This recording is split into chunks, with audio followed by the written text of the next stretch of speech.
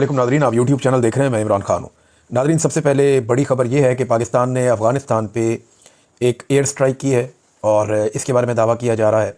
मुख्तलिफ मीडिया के ज़राए ये बता रहे हैं, पाकिस्तानी हुकूमत की जानिब से वज़ीर दिफ़ा ने भी इसकी कन्फर्मेशन दी है कि पाकिस्तान ने अफ़गानिस्तान पर मुबैना तौर पर एक एयर स्ट्राइक की है जिसमें दहशतगर्दों को हलाक किया गया। अब ये एयर स्ट्राइक जो है, इसके बारे में अभी मज़ीद तफसीलात तो आएंगी जब DGISPR आज के दिन में पेशावर में कोई प्रेस कॉन्फ्रेंस करने जा रहे हैं, जिसमें वो बताएंगे कि उन्होंने दहशतगर्दों का कितना नुकसान किया और ये कौन दहशतगर्द थे और उन्होंने क्या पाकिस्तान के अंदर कौन कौन से गुलगुला हुए थे। बहरहाल ये जो दहशतगर्द हैं, इनके 3 नाम अभी तक सामने आए हैं जो हुकूमती ज़राए से आए। पाकिस्तानी मीडिया ने यह खबर चलाई है और जो 3 नाम बताए गए उनमें एक नाम है नूर वली महसूद का, एक नाम है कारी सैफुल्लाह महसूद का और एक नाम है खालिद महसूद का। ये 3 जो TTP के रहनुमा हैं, ये मारे गए इस दहशतगर्द हमले में।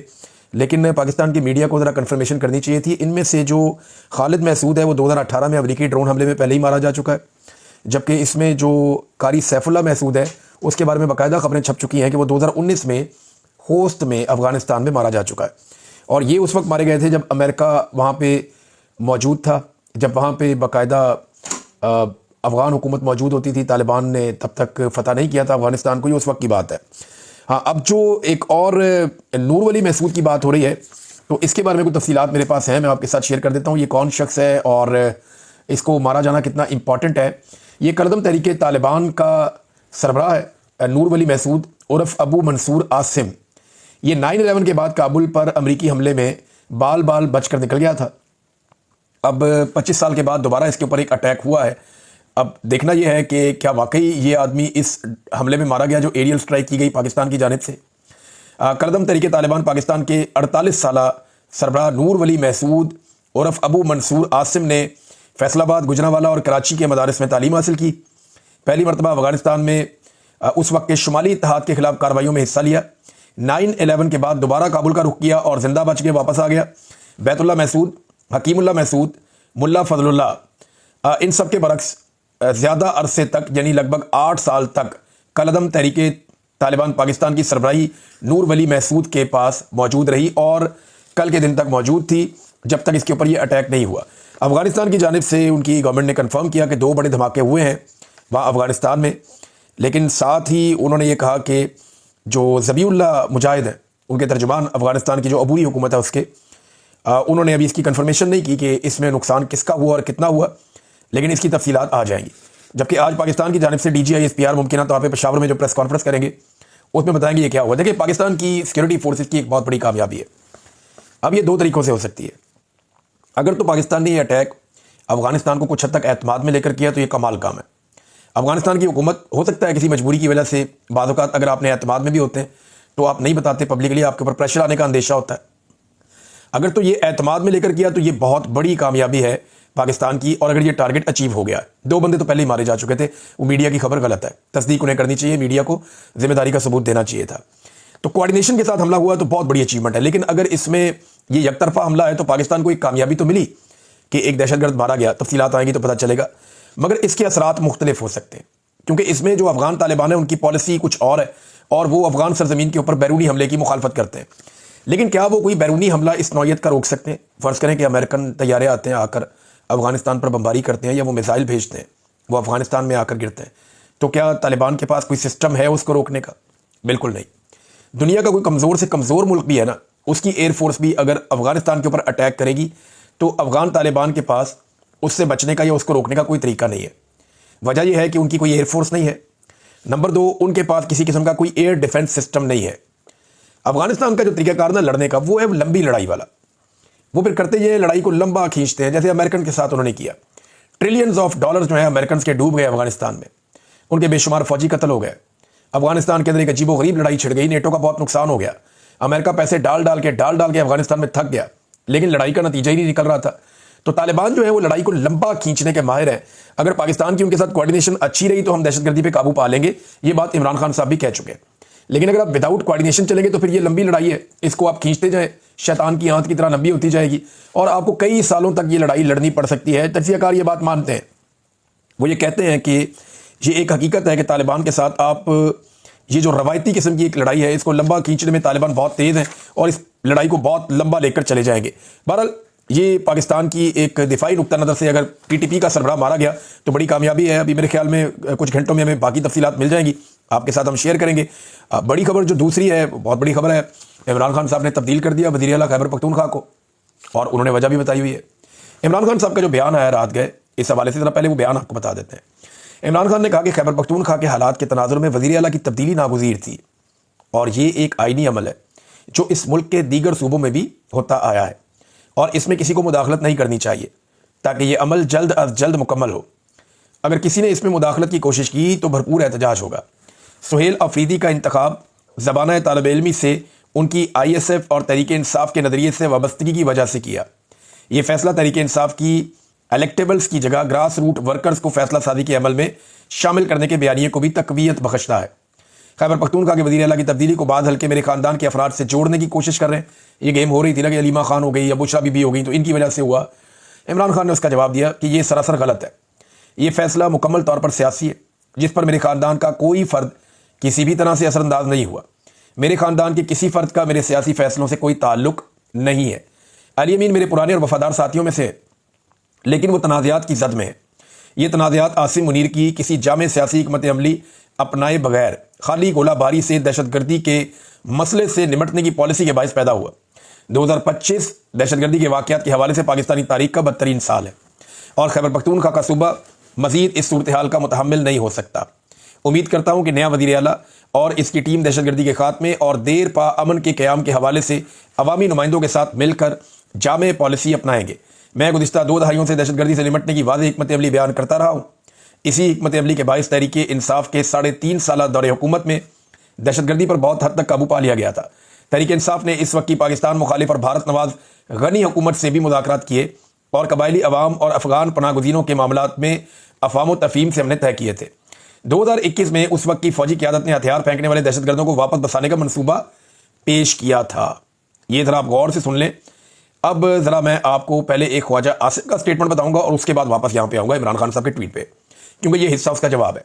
خواجہ آصف کہتے ہیں ہزاروں طالبان کو عمران خان نے پاکستان لا کر بسایا. آج بھی پی ٹی آئی دہشت گردوں سے مذاکرات کی بات کر رہے ہیں. سالوں سے ہماری فوج اور عوام کا خون بہایا جا رہا ہے. افغانستان حکومت کے ساتھ سالوں پر محیط مذاکرات اور وفود کا کابل آنے جانے کے باوجود پاکستان میں خون ریزی بند نہیں ہوئی. روزانہ فوجی جوانوں کے جنازے اٹھ رہے ہیں. 60 لاکھ افغان مہاجرین, 60 سال کی مہمان نوازی کی قیمت ہم اپنے خون سے ادا کر رہے ہیں. وقت آ گیا افغان مہمان اپنے گھروں کو جائیں اور یہ مفت بری اور محسن کشی بند کریں. یہ کیسے مہمان ہیں جو میزبانوں کا خون بہاتے ہیں اور قاتلوں کو پناہ میسر کرتے ہیں. یہ اب خواجہ آصف کا سٹیٹمنٹ ہے. پی ٹی آئی کے خلاف کے دہشت گردوں کو عمران لایا. اب عمران خان کا جواب. 2021 میں اس وقت کی فوجی قیادت نے ہتھیار پھینکنے والے دہشت گردوں کو واپس بسانے کا منصوبہ پیش کیا تھا, مگر اس منصوبے کو خیبر پختونخوا اور قبائلی علاقوں کے ہمارے منتخب نمائندوں نے مسترد کر دیا تھا. اس منصوبے پر ہمارے دور میں عمل نہیں ہوا. لیکن اب حقائق کے برعکس تحریک انصاف کی حکومت پر یہ سراسر جھوٹا الزام لگایا جا رہا ہے کہ ملک میں دہشت گردی اس دور میں بسائے گئے دہشت گردوں کی وجہ سے پیدا ہوئی ہے. قوم کو بتایا جائے کہ کون سے دہشت گرد کب, کہاں اور کیسے بسائے گئے. یعنی یہ دہشت گرد تو عمران خان صاحب کی حکومت ختم ہونے کے بعد پاکستان میں لائے گئے, اور جب انہیں پاکستان میں لایا جا رہا تھا تو قبائلی علاقے کے جتنے بھی سیاستدان ہیں, چاہے وہ پاکستان تحریک انصاف سے, چاہے وہ پی ٹی ایم سے, چاہے وہ پاسون کے نوجوان ہیں, وہ سارے لگاتار احتجاج کر رہے تھے کہ دہشت گردوں کو خیبر پختونخوا کے علاقوں میں واپس لا کر کیوں بسایا جا رہا ہے, اور کیوں بارڈر کو ان کے لیے نرم کیا جا رہا ہے کہ وہ ہتھیاروں سمیت خیبر پختونخوا میں آ رہے ہیں. اب عمران خان صاحب آگے کہتے ہیں کہ کبھی یہ کہا جاتا ہے کہ پاکستان میں دہشت گردی کی ذمہ دار افغان حکومت ہے, جس کی تائید سے افغانستان میں بسنے والے دہشت گرد پاکستان میں کارروائیاں کرتے ہیں, اور کبھی کہا جاتا ہے کہ دہشت گردی دہائیوں سے پاکستان میں بسنے والے افغان مہاجرین کی وجہ سے ہے. یہ دونوں باتیں غلط ہیں, کیونکہ لاکھوں افغان مہاجرین کو بے عزت اور رسوا کر کے نکالنے کے باوجود دہشت گردی بڑھتی جا رہی ہے. یہ متضاد بیانات عاصم منیر کے مسلط کردہ عوام دشمن نظام کی بدحواسی کو ظاہر کرتے ہیں. دہشت گردی سے نمٹنے کے حوالے سے میرا موقف ہمیشہ سے دو ٹوک رہا ہے. تاریخ بھی گواہ ہے, دہشت گردی کے خلاف اگر باقاعدہ سیاسی بصیرت اور حکمت عملی کے بجائے صرف طاقت کا استعمال کیا جائے تو ناکامی ہی آپ کا مقدر بنتی ہے. ملٹری آپریشن کے نتیجے میں ہونے والا کولیٹرل ڈیمیج عوام کو انتقاماً ہتھیار اٹھانے پر مجبور کر دیتا ہے, اور یوں یہ سلسلہ بد سے بدتر ہوتا چلا جاتا ہے. سیاسی انتقام میں میرے خلاف مسلسل بے بنیاد مقدمات نہ صرف بنائی جا رہے ہیں. عمران خان صاحب نے بھی بتایا, قوم کو پیغام دے رہا ہوں, یہ چاہے جو بھی کر دیں میں ان کے سامنے نہ جھکوں گا, نہ اپنی قوم کو جھکنے دوں گا. کولیٹرل ڈیمیج کا بھی عمران خان صاحب نے ذکر کیا, لیکن خواجہ آصف صاحب نے کولیٹرل ڈیمیج کو جائز قرار دیا. آپ کو پتہ ہے دنیا میں 2 ایسے لیڈرز ہیں یا پولیٹیکل پارٹیز ہیں جن کی حکومتوں نے کہا کہ کولیٹرل ڈیمیج جائز ہے. یہ بات کھل کھلا کر یا تو نیتن یاہو نے کی ہے या ख्वाजा आसिफ ने, मौजूदा PDM की सरकार ने या नून लीग ने किए। नेतन्याहू ने कहा कि सिविलियन की कैजुअलिटी हो जाए, सिविलियंस मारे जाते हैं, पॉलिसी के तहत वो मारते हैं। ख्वाजा आसिफ ने भी कहा कि जहाँ पे होगा हमें लगेगा दहशतगर्द है, हम वहाँ पे अटैक करेंगे, सिविलियन मरते हैं तो मरे। उन्होंने कहा भुगतना पड़ेगा नतीजा। भाई किस बात का? इसका देखे ना, ख्वाजा आसिफ कहते हैं जहाँ पे दहशतगर्द होंगे या जिस इलाके में भी पनाह लेंगे वहाँ कोई मासूम है, चाहे वो मासूम नहीं है, कोई पनाह देने वाला है या नहीं देने वाला, वो सद में आएंगे, हम अटैक करेंगे और वो मारे जाएंगे। ख्वाजा आसिफ का ये मानना है कि मासूम भी मारे जाए तो कोई बात नहीं, हम दहशतगर्दों के पीछे आएंगे। इसको बोलते हैं कोलेटरल डैमेज। एक सवाल उठाया था सुहेल अफरीदी ने, जो नया वज़ीर आला खैबर पख्तूनख्वा जिसको इमरान खान साहब ने चुना है, और ये बड़ा इंपॉर्टेंट क्वेश्चन था उसका। उसने कहा कि एक बंदा रात को मेरे घर आता है बंदूक लेकर और मुझे कहता है कि मुझे खाना दो। रात को अचानक मेरे घर एक बंदा आया, उसके हाथ में बंदूक है, उसने कहा मुझे खाना दो। मैं उसे खाना नहीं देता तो वो मुझे मार देता है, और अगर मैं उसे खाना देता हूं तो फौजी एहलकार सुबह आकर मुझे उठा लेते हैं। यानी खाना दूं तो सुबह मरता हूं, खाना ना दूं तो रात को ही मर जाता हूं। कहां जाऊं मैं? सवाल यह पैदा होता है कि वो रात को मेरे घर तक कैसे पहुंचा। यह है सवाल जो उठाया सुहेल अफरीदी ने कि उस दहशतगर्द को किसने इजाजत दी कि वो पाकिस्तान के अंदर आकर कबायली इलाकों में लोगों को मजबूर करे हथियार की बुनियाद के ऊपर कि हमें यहां रहने दो। कोई जान के तो अपने आप को हलाकत में नहीं डालता। जब दहशतगर्दों को आपने बॉर्डर नरम कर दिया, वो आ गए पाकिस्तान के अंदर, एक पॉलिसी के तहत आप उन्हें लेकर आए।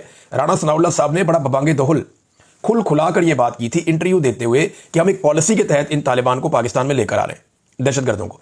क्योंकि उस वक्त बाजुआ साहब के दिमाग में, नदीम अंजुम साहब के दिमाग में यह चल रहा था कि हमने इनको हथियार पकवा के पाकिस्तान वापस लेकर आना है। वो एक अलग फार्मूला पे काम कर रहे थे और अब वही फार्मूला इनके गले पड़ा हुआ है। मुराद सही तो उस दिन से चीख रहा था, बाकी सारे चीख रहे थे, इमरान खान भी कह रहे थे कि इसके ऊपर अमल दरामद नहीं हो रहा। एक तजवीज़ जरूर थी जिस पे बात हुई थी, लेकिन अमल दरामद नहीं हुआ। अमल दरामद हुआ, इमरान खान साहब की हुकूमत गिराई गई 9-10 अप्रैल को, और अमल दरामद हुआ जाके जून में, कि मई के एंड में और जून में दहशतगर्द आना शुरू हो गए थे और फिर ये बहुत बड़ी तादाद में पहुंचे।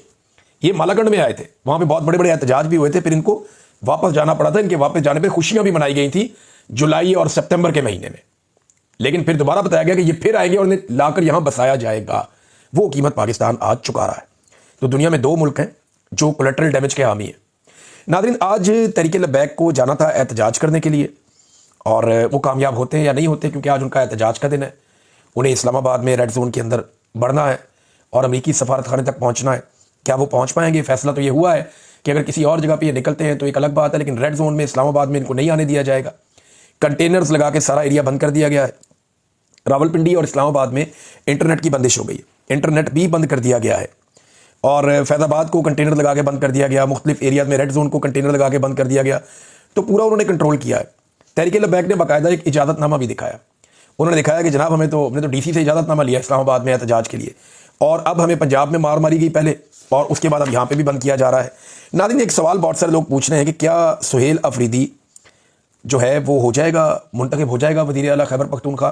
तो इसका सादा जवाब मैं आपको देता हूँ कि पाकिस्तान तहरीक इंसाफ ने जो मीटिंग बुलाई थी MPs की, उसमें मौजूद थे 78 MPs। अब इनके तो 92 हैं, तो बाकी कहाँ गए? 73 का गोल्डन फिगर है, 73 चाहिए, 78 मौजूद थे। यानी जो वहाँ मौजूद थे उनमें भी 5 अभी ज़्यादा थे, ज़रूरत से 5 ज़्यादा थे, प्रॉब्लम नहीं है।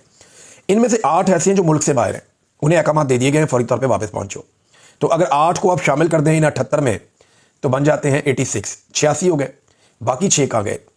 बाकी 6 में से 3 ऐसे हैं जिन्होंने कहा कि जब तक अली अमीन गंडापुर यहाँ मौजूद है हम CM हाउस में नहीं आएंगे, हम तब आएंगे जब ये आदमी यहाँ से चला जाएगा। वो बहुत सख्त नाराज़ हैं। उनमें एक शकील खान साहब हैं, तारिक अरियानी साहब हैं, तो ये लोग नहीं आए। एक और साहब भी हैं, ये नहीं आए। उन्होंने कहा जी जब अली अमीन गंडापुर चला जाएगा फिर हम आएंगे। तो 3 ये भी हो गए, तो ये हो गए 89। बाकी 3 कहाँ गए? आज एक्चुअली 78 नहीं 81 आए थे। इनमें से 3 जो हैं वो इजलास शुरू होने से पहले आए, और उन्होंने कहा जी कि किसी ने शादी में जाना था, किसी का कोई और ज़रूरी काम था, तो उन्होंने कहा जी हम आ गए हैं, हमारी हाज़िरी आप कबूल करें, हम जा रहे हैं, लेकिन जब भी वोटिंग होगी, कोई भी चीज़ होगी, हम हर लिहाज से आके वोट करेंगे। तो आपको मैंने 92 पूरे कर दिए। MPA तोड़ना इंतहाई मुश्किल है। इन्होंने सारी अपनी कोशिश करके देख ली। खैबर पख्तूनख्वा के MPA नहीं टूटते। जो टूटेगा वो अपने हल्के में कैसे जाएगा? वो देखें, वो पाकिस्तान तहरीक इंसाफ के खिलाफ वोट लेकर MNA बना था मुबारक सेब, और वो अब तक खुल के फिर नहीं सकता अपने इलाके में। लोग उसको नफरत की नज़र से देखते हैं। इतना बड़ा प्रॉब्लम है खैबर पख्तूनख्वा में। तो मुश्किल है कि ये लोग कोई भी 4 बंदे भी तोड़ पाएँ। 4 बंदे बहुत मुश्किल है। यहाँ तो फिर भी बहुत बंदे तोड़ने पड़ेंगे। इनको कम से कम 20 बंदे توڑیں گے تو جا کے یہ اس قابل ہوں گے کہ راستہ روک پائیں اس کا سہیل افریدی صاحب کا. تو بہت مشکل ہے کہ وہ راستہ روک پائیں. یہاں پہ تو 4 بندے توڑنا بہت مشکل ہے.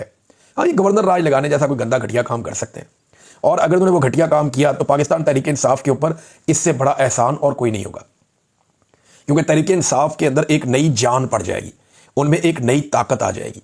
پنجاب کو تو عالیہ حمزہ نے بڑا زور لگایا، کافی وہ ایکٹیویٹ ہوا ہے، لیکن گنڈا پور صاحب کے کارناموں کی وجہ سے خیبر پختونخوا میں کچھ معاملہ ڈاؤن گیا تھا. لیکن اگر یہ تو سہیل افریدی کے آنے سے ویسے ہی جان پڑی ہے، کافی بڑا زور لگا رہے ہیں نوجوان، اور فوری طور پہ ان کو وزیر اعلیٰ بنانا چاہیے اصولاً. لیکن اگر یہ گورنر راج لگا دیتے ہیں تو اس سے تو پی ٹی آئی کو بہت فائدہ ہوگا. ناظرین، میں آپ کو ایک اسٹیٹمنٹ پڑھ کے سناتا ہوں. یہ زیلنسکی کی ہے، یوکرین کا جو صدر ہے زیلنسکی. اس نے ٹرمپ کو ایک آفر کروایا. اس نے کہا اگر ٹرمپ ہمیں ٹام ہاک میزائلز دے دے، ٹام ہاک ہمیں دے دے. ٹام ہاک صاحب جانتے ہیں، بڑے ان کے مقبول امریکی ہتھیار ہے. انہوں نے کہا جی اگر یہ ہمیں دے دیتا ہے ٹرمپ تو ہم نوبل